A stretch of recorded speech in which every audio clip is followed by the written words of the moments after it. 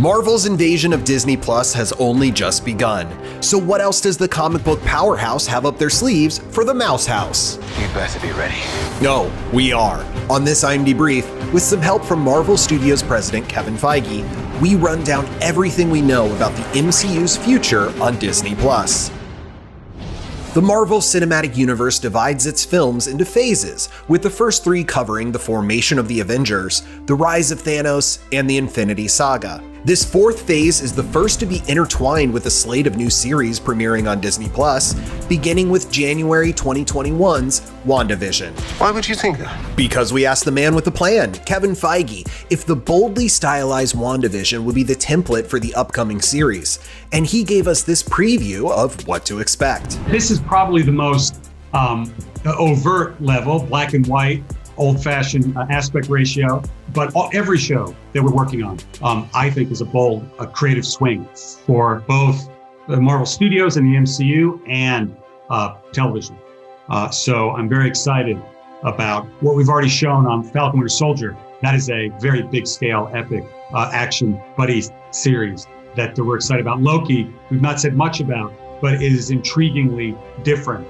And I think we've called it a crime thriller, which is not something you would necessarily think of when it came to Loki. And we enjoy that. We like that. And even when you get into Miss Marvel and She-Hulk, She-Hulk is a half-hour legal comedy, which is exciting for us. And Miss Marvel is very much unabashedly a origin of a new superhero, but from a community you haven't seen that kind of representation from. And obviously the comics did such an amazing job doing that with Miss Marvel that we wanted to bring that to the screen. Okay, that's a lot to take in, so let's break this down. First off, hot on the heels of WandaVision comes March's buddy action comedy, The Falcon and the Winter Soldier, which finds Captain America's old pal Sam Wilson, aka Falcon, played by Anthony Mackie, and Bucky Barnes, aka the Winter Soldier, played by Sebastian Stan, teaming up to keep Cap's dreams of peace and freedom alive. Standing in their way are pesky anarchists, the Flag Smashers, and their former Civil War foe, Baron Zemo, played by Daniel Bruhl. What's going on in that cyborg brain of yours? You don't want to know. In June, Loki revives Tom Hiddleston's titular tyrant for a time-hopping crime thriller. A softer, gentler Loki died during Infinity War, but thanks to Endgame's time heist, a past version of the still evil Norse god was able to nab the Tesseract after the events of the first Avengers film. But one can only disrupt space and time for so long before the Time Variance Authority comes knocking. These multiverse monitoring time cops, played by Owen Wilson and Gugu Mbatha-Raw, among others, will be on Loki's trail as he goes full tilt on a time crime spree. Come on. What did you expect? In July, Black Widow will be the first Marvel movie to premiere on Disney Plus, although it'll also be available on the big screen at the same time, which could be a game changer for the studio's upcoming theatrical releases. Starring Scarlett Johansson, Florence Pugh, Rachel Weisz, and David Harbour, this 24th MCU film will flash back to the past and fill in gaps in Nat's shocking history of fighting for both good and evil. At some point, we all have to choose. Two more series are slated for 2021. First, Hawkeye finds Jeremy Renner's Avenger, reflecting on his dark time as an assassin called Ronin after Thanos snaps his family into dust, while he also trains a replacement, a young protege named Kate Bishop, who will be played by Haley Steinfeld. Please consider the consequences of your actions. Okay, they're considered. Okay, we gotta go.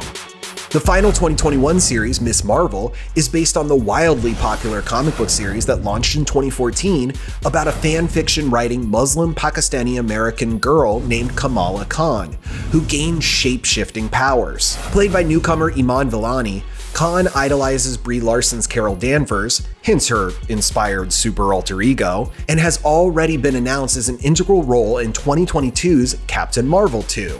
Yeah, if you're ever passing back through this galaxy, be sure to give a brother a shout.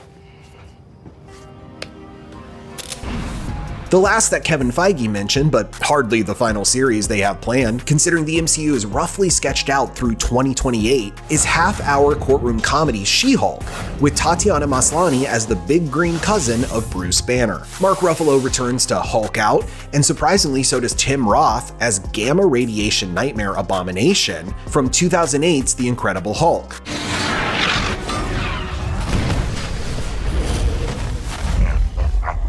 There's one more 2021 series, but this one is a little more animated than the others. Literally, each What If episode asks, what if this big moment from the MCU happened differently? And features many of your Marvel favorites reprising their roles, including the dearly departed Chadwick Boseman returning as Black Panther. Give me the tour. On the Disney Plus horizon for 2022 and beyond are the cosmically trippy Moon Knight starring Oscar Isaac and Ethan Hawke, the Guardians of the Galaxy holiday special arriving in time to decorate your Christmas Groot, a Hawkeye spin-off about his protege Echo, a series set in the nation of Wakanda, and Secret Invasion with Ben Mendelsohn's Skrull leader Talos from the first Captain Marvel re-teaming with Samuel L. Jackson's Nick Fury to stop, well, a secret invasion of shape-shifting Skrull. Plus, there are 2 Iron Man spin-offs in the works.